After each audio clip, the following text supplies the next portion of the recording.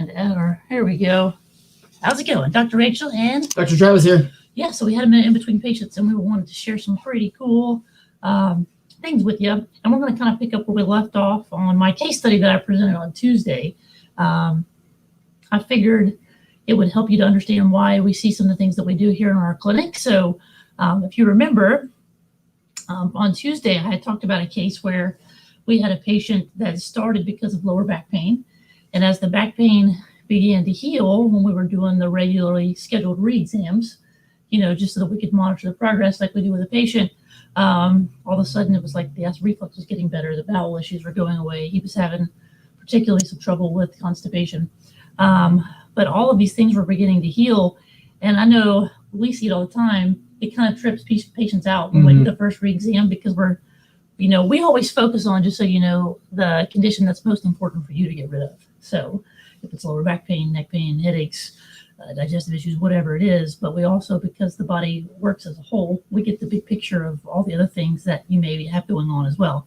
And so we keep an eye on those things even when we're doing the re-exams. And so, we just want to make sure that it really trips patients out sometimes, because after, like, let's say the first re-exam, you had lower back pain, it was going down into your leg, it was happening every day. And to the point where you were starting to miss work, it was really painful to get out of bed. Like, how are you doing with all that? And they're like, you know what? I can still feel some stiffness, but it's not going in my leg anymore. And I'm noticing that it's so much easier to get out of bed. So perfect. That's right. That's right where we want them. Yeah, absolutely. Yeah, especially within 30 days. That's really good. And then it's always like, by the way, you also had these symptoms when you came in. How are you doing with this one? How are you doing with that one? They're like, you know what? I have not had any episodes of reflux this month, or I can't remember the last time I had a migraine. So really cool stuff. But we wanted to take it an extra step today and just show you why that the healing happens instead of just telling you. So I'm going to share our screen here and take a look. So you can see this cool chart. Share screen. All right. Okay. So this is a really cool chart, and I'm going to let Dr. Travis I'm going to blow it up. Zoom in and explain some things for you. All right, so this is that chart that you just saw. We just copied the picture, blew it up a little bit. This is what's called, and if you've been to the office, you've heard us use this term before, and you should know what this term is, and it's subluxation. All right, that's where the vertebrae can get misaligned, put a little bit of pressure, irritation on a nerve. When that nerve has that pressure, irritation, the nerve isn't able to do what it's supposed to do. So some of the symptoms that people come in with, like, let's say that you have an issue up here with your atlas. Okay, this is the atlas. This is C1. That's the first vertebrae. So this chart will show you the parts of the body that it controls and then give you some of the possible symptoms. So whenever we're talking to our patients, whenever we feel for these subluxations, we mention to them, by chance you're having trouble sleeping. Well, actually, yeah, I am. Well, that's because this atlas, this C1 controls your sleeping. So a symptom of sleep disturbances could be insomnia. A big one here is headaches. Okay, this is like the headache generator that a lot of people have problems with whenever they present with headaches or migraines here. But you can see some of the other symptoms that are listed here. And as we go down the list, a few that jump out to me and to Dr. Rachel that we see a ton of here, especially right now because pollen happens, right? And my car, I know, is covered in yellow. So the sinus trouble and allergies, remember, everything's controlled by a nerve. So whenever that nerve isn't able to do what it's supposed to do, it can lead to a symptom. And most of the time, if it hasn't yet, it will eventually, which is why we encourage people to come in and get your spine checked. Again, as we move down the list a little bit, some of the other things, pain in the upper arm. A lot of people may come in and say, I've got some shoulder pain. And we look at the neck.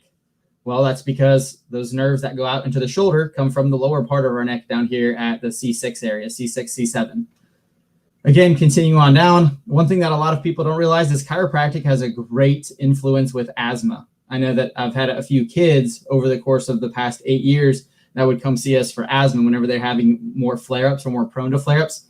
They would get their thoracic spine here. So we moved into the thoracics, get their thoracic spine adjusted, and their symptoms were severely diminished, which is awesome. I mean, could you imagine your kid having trouble breathing? That's not always a fun sight to see. So those parents were extremely grateful. Another big one that we see a lot of is right here at the T6 area. Those nerves control your stomach. And so a lot of our patients with that kind of mid-back between the shoulder blades area that have subluxations there end up with some stomach troubles. And A lot of them manifest as indigestion, heartburn, acid reflux, things like that we see coming in, and those we see go away a lot just with the chiropractic care, which is awesome. I know my dad especially, he's in his 3rd month here now, and his acid reflux, which I've known him for quite a while, and for that to be completely gone at this point, and we're not even to the end, is just awesome. Mm-hmm. So that's doing wonderful. Again, as we work our way down, now let's just jump on down into the lower thoracic and lumbar. These are the intestines. So the constipation that Dr. Rachel was talking about. A lot of times we'll see a subluxation at these transition segments, the T12, L1, just because there's so much going on at these segments with the way that the joints line up, the angles that the joints take, that requires such specific adjustments to get those joints moving better and to decrease some pressure off the nerves. But you can have a lot of intestinal issues just with that area there whenever you have a subluxation there. And again, moving all the way down, we've got all the way down to the muscles of the lower back. You see the sciatica. Lumbago is fancy for low back pain. So once you work your way all the way down here, you're getting into the lower legs, ankles, feet. So people that have issues with numbness or tingling going down into their feet, chiropractic care is great, because a lot of times it's these joints down here just aren't working like they're supposed to, and those nerves are getting irritated or inflamed a little bit. Yeah, awesome.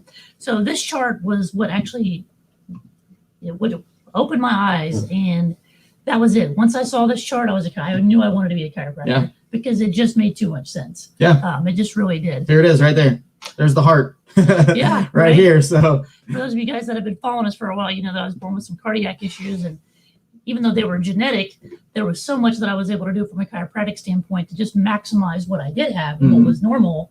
And even the stuff that was defective, it got to function at least at its very best. Right. And so that made all the difference between me being on chronic medication and me being able to just live to support it with a healthy lifestyle, get adjusted, and I don't have to take anything, which is, even today, or to this day, my cardiologist cannot figure out why I'm not needing medication. And it's really, really neat. As we get older, the longer you've been taking medication, you're just going to take more over time. So the crazy thing was, and this is the thing I always like to think about, you'll hear me say at staff meetings, begin with the end in mind. Mm-hmm. So from day one, when you come in here or a new patient comes in here, I always think what if, this person is 25 years old, with my case on Tuesday, 25 years old, and they already had low back pain shooting into the leg, wasn't able to be active like he wanted to. He was failing his PT test in the military, acid reflux, constipation. He was having upper back pain, all of these symptoms. And he was taking some medications at 25 years old. If we don't get this corrected, or if they don't get this corrected, what does their health or their life even look like 5 years from now, 10 years from now? Are they taking more or less medications? Right. Most likely me taking a lot more. Right. For sure. And are their problems getting better or worse?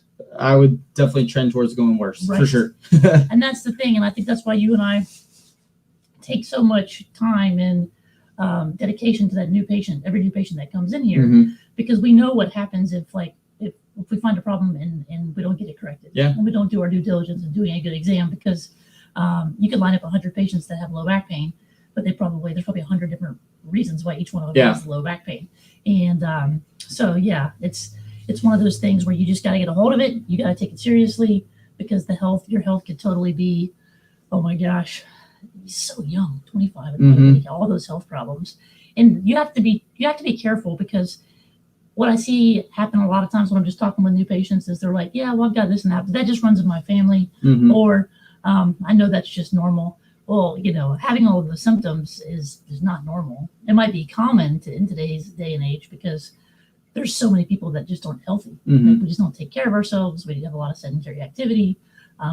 We do everything that stresses out our spine and nervous system nowadays, from all the technology and the sitting and the lack of activity, and just the processed foods and stuff like that. So, we just wanted to share that with you. We just want things to make sense. So I always feel like when things make sense, I remember it forever and ever. Yeah. And so we always wanted to connect those dots for you on the patient case study that we share on Tuesday. So, any extra words of advice from you?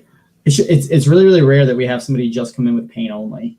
And usually there's been other symptoms that have been developing for years, and then pain's the one thing that brings them in. So my encouragement to y'all is, if you haven't gotten checked, or if you know somebody who hasn't gotten checked, have them come in. Just because they're not in pain doesn't mean that everything's okay. Because by the time pain comes in, if you're supposed to be here, I'm trying to get used to this camera, and you're weird. working your way down like this, if you come in here, it's a longer road. If you come in here, your body's going to be able to reach a higher level because you came in before you got to such a low level. So come in and get checked before you sense pain. Pain is whenever things are bad, and pain is scary because pain is the last thing to show up normally, and it's the first thing to go away.